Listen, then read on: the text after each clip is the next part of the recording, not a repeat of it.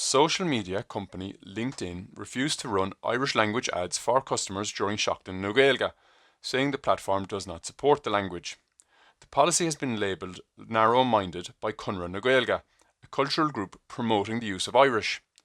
The ads issue was first raised with LinkedIn 4 years ago, but businesses using the platform say it has persisted since.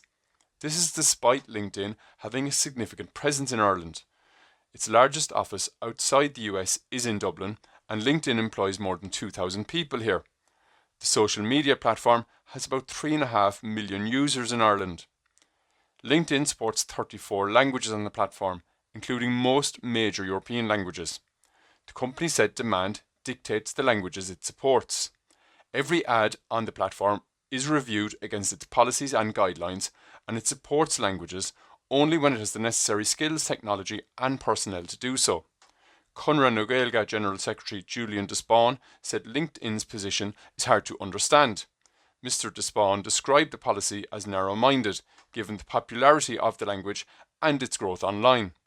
TikTok, X and Facebook owner Meta all told the Sunday Independent that they support Irish language advertising on their platforms.